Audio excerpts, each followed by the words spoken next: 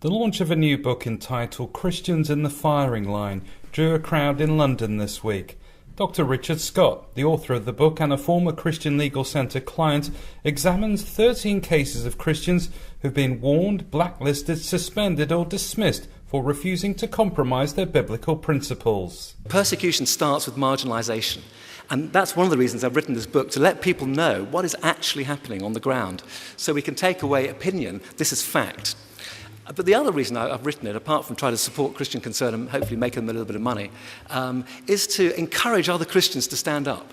Because we will all have, each one of us here will have an Esther or a Daniel moment in our lives. We asked some of the Christian Legal Centre clients whose stories are told in the book for their thoughts on the launch of Christians in the Firing Line. I think it's wonderful to be able to mark a particular day in the calendar, in God's calendar, at which we can launch into words some of the real experiences of Christians in the firing line. And this is just a book with 13 cases in, but there are many more in the pipeline, and God knows there will be many more to come. It is there to empower all those that are in the firing line to know that there is help, and there's also a victory that comes with it.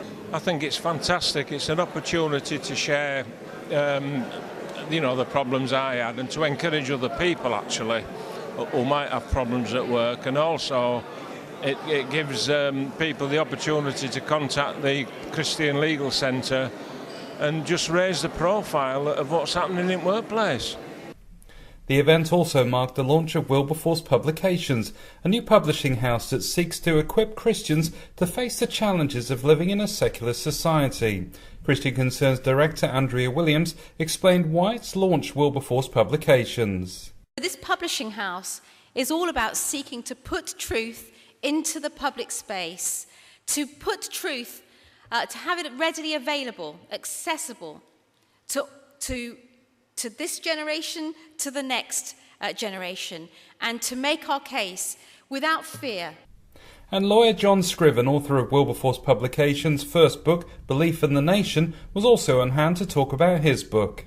I'd like to say about the book is that what it tries to do is to connect Christian thinking with secular thinking, to look at the good things in secular political philosophy and the way in which that works out, but also to say that because any political system or thinking is based upon a view of human nature, secular thinking is bound to have an incomplete picture.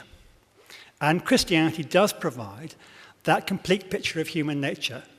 Bishop Michael Nazir Ali concluded the evening by warning that Britain risks becoming actively anti-Christian. You see, I think post-Christian may actually be too polite to describe what may happen. We may be into an actively anti-Christian society that persecutes Christians for their beliefs.